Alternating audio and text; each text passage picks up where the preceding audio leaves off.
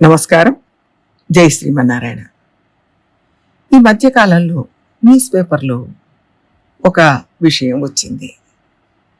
అదేమిటంటే, భారతదేశంలో దక్షిణాది రాష్ట్రాల్లో, ముఖ్యంగా ఇప్పటి ఆంధ్రప్రదేశ్, తమిళనాడు, తెలంగాణ ప్రాంతాల్లో ఒక్కొక్క వ్యక్తి తలసరి ఆదాయం కంటే ఎన్నో రెట్లు అప్పులు ఉన్నాయి.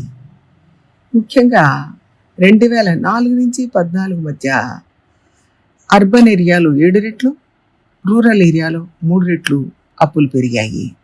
అందులోనూ తెలంగాణ ప్రాంతంలో 14 రెట్లు అప్పులు పెరిగాయి అన్నది వార్త. ఇంకా ఇది గత 10 సంవత్సరాలుగా పెరుగుతూ వచ్చింది అని కూడా ఉంది. ఎక్కడో ఒక వ్యాధి బ్రేక్అవుట్ అయింది, అది అంతటా వ్యాపిస్తుంది అని విన్నాం.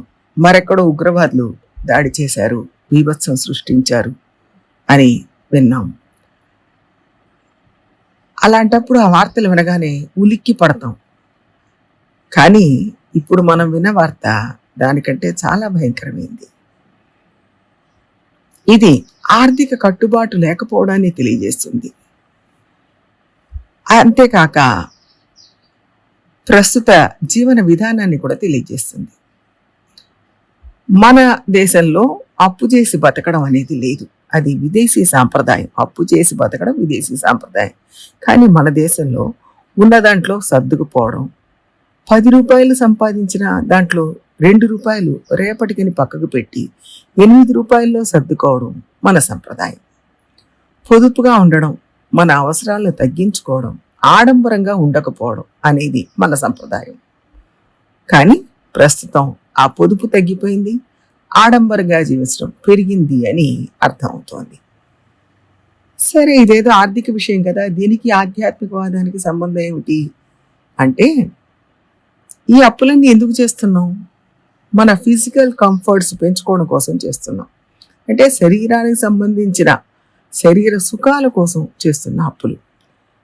శారీరక సుఖాల మీద శ్రద్ధ పెరిగింది, ఆత్మను గురించిన చింతన తగ్గింది అని అర్థం. మన పెద్దలు శరీర పోషణ కోసం సంపాదించారు, శరీర సుఖాల కోసం సంపాదించలేదు. అందుకే పొదుపుగా ఖర్చు పెట్టగలిగారు. 25-30 సంవత్సరాల క్రితం ఇంతమంది ఆడవాళ్ళు సంపాదించలేదు. కేవలం మగవాళ్ళ సంపాదనతో ఇల్లు గడిచింది. అలాగే అప్పుడున్న బాధ్యతలు, బరువులు ఇప్పుడు లేవు. అప్పటికంటే జీతాలు పెరిగాయి. ఇవాళ ఆడ మగ ఇద్దరూ సంపాదిస్తున్నారు. ఒకప్పుడు ఆడవాళ్ళ సంపాదన తక్కువగా ఉండేది, ఏదో వేడినీళ్ళకి సన్నీళ్ళు అనేవాళ్ళు. కానీ ఇప్పుడు వాళ్ళ సంపాదన మగవారి కంటే కూడా పెరిగింది. అవే వేడినీళ్ళుగా మారాయి. భార్యాభర్తలు ఇద్దరు 24/7, అంటే వారానికి 7 రోజులు 8 to 8, అది ఉదయమా మధ్యాహ్నమా రాత్రా కాదు, ఏ షిఫ్ట్ అయినా చేయడానికి సిద్ధపడి పని చేస్తున్నారు. పని కోసమే బతుకుతున్నారు. మరి ఇంత సంపాదించినా ఇంకా అప్పులవుతున్నాయి. కుటుంబ భారం లేదు, కేవలం భార్యాభర్తలు పిల్లల వరకే వాళ్ళ సంపాదన ఖర్చు పెట్టుకుంటే చాలు. అంటే ఆదాయం పెరిగింది, బరువు బాధ్యతలు తగ్గాయి, అయినా అప్పుల భారం పెరుగుతుంది. అంటే ఇది తీవ్రంగా ఆలోచించాల్సిన విషయం. ఎక్కడో ఏదో లోపం జరుగుతోంది. అన్ని అప్పులు చేసి బతకాల్సిన పరిస్థితి అంటే అంతగా అవసరాలు పెరిగాయా అన్న ప్రశ్న వస్తుంది. ఈ ఖర్చులన్నీ కేవలం శరీర సుఖం కోసం చేస్తున్నవి. వాళ్ళ మార్కెట్ అంతా ఫ్లడ్ విత్ న్యూ ప్రోడక్ట్స్, అంటే వస్తువుల ప్రవాహం. కొత్త కొత్త వస్తువులు రోజు తయారు చేసి ప్రవాహంలాగా మార్కెట్లో విడిచిపెడుతున్నారు. అవి మనకు అవసరమా లేదా అని కాదు, కొత్తవి వచ్చాయి కొనాలి. అందులో కొన్ని షాప్లో పనిచేస్తాయి, మన ఇంటికి తెచ్చాక మొరాయిస్తాయి. కొన్ని ఎప్పటికీ వాడనివి, కొన్ని ఎప్పుడో వాడేవి, కొన్ని మనకు అవసరమే లేనివి. ఇంటి నిండా వస్తువులతో నింపేస్తున్నాం. భౌతిక అవసరాల కోసం తయారు చేయబడిన వస్తువులతో ఇల్లు నిండిపోయింది. అలాగే వీకెండ్ ట్రావెల్స్ చేస్తున్నాం, దానికి పెట్టే ఖర్చు బాగా పెరిగిపోయింది. పిల్లల ఎడ్యుకేషన్ ఖర్చు అంతు లేకుండా పెరిగిపోతూనే ఉంది. వైద్య ఖర్చు పెరుగుతూనే ఉంది.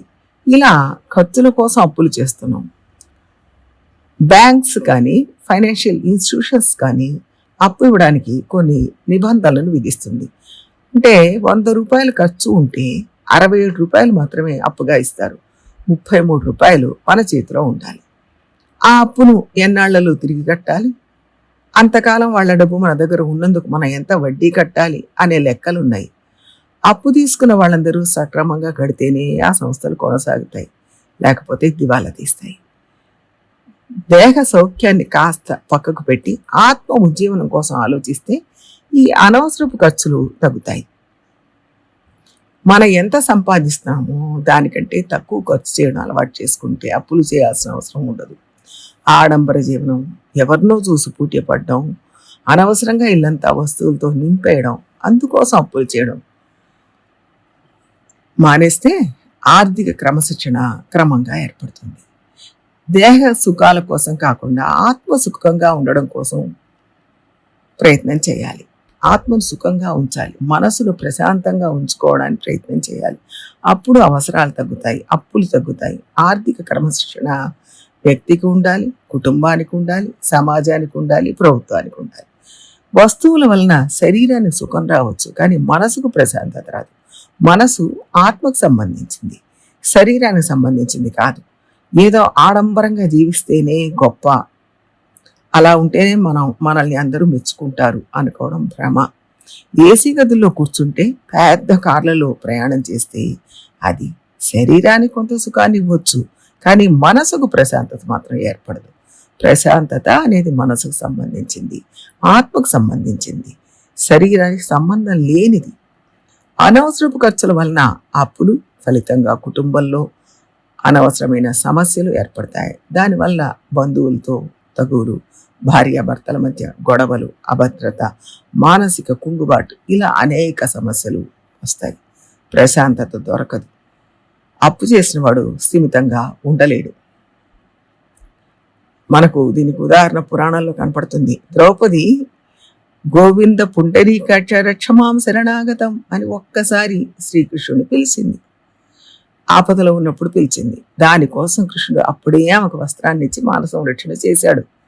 భారతం అంతా నడిపాడు, యుద్ధాన్ని నడిపించాడు, పాండవుల్ని గెలిపించాడు. ఇంత చేసి తను అవతారం చాలించే పరమపదానికి వెళుతూ ద్రౌపది ఆర్తితో పిలిచింది. దానికి బదులుగా నేను ఏమీ చేయకుండా వెళుతున్నాను. రుణం ప్రవృత్తమివ, ఆ అప్పు ఇంకా పెరుగుతూ ఉన్నట్టుగా నేను బాధపడుతున్నాను. ఒకళ్ళ దగ్గర అప్పు చేస్తే అసలు కట్టాలి, దానికి వడ్డీ కట్టాలి. అసలు కట్టక వడ్డీ కూడా కట్టకుండా వెళుతున్నట్టుగా బాధపడుతున్నాను అని కృష్ణుడే అన్నాడు. అంటే ఆ విషయం గురించి మనం ఆలోచించాలి, అలాంటి అప్పు గురించి ఆలోచించాలి. ఇక్కడ అప్పు ఏమిటి అంటే భగవంతుడు మనకు నిధి, ఆయన మీద మనకుండే భక్తి వడ్డీ. ఆ నిధి గురించి మనం తెలుసుకోవాలి. దానికి అంటే భగవంతుడు మనకు అన్ని ఇచ్చినందుకు బదులుగా మనం భక్తిని ఆయన పట్ల ప్రకటించాలి, భక్తి చేయాలి. అది వడ్డీ చెల్లించడం. వెంకటేశ్వరుని వడ్డీ కాసుల వాడు అంటారు కదా. వడ్డీ కాసులు అంటే డబ్బులకు వడ్డీ కాదు, భక్తి వడ్డీ రూపంలో చెల్లించాలి. ఆయన ఇచ్చిన నిధికి బదులుగా మనం ఆయన మీద భక్తి చేయడమే వడ్డీ ఇవ్వడం. లౌకిక సుఖాల కోసం ఆదాయానికి మించి అప్పు చేసి ఆ సుడిగుండంలో చిక్కుకొని ఆత్మను తప్పింపచేయకుండా ప్రశాంతంగా ఉండడానికి ప్రయత్నం చేద్దాం. పెద్దలు నడిచిన బాటలో నడవడానికి ప్రయత్నిద్దాం. జై శ్రీమన్నారాయణ.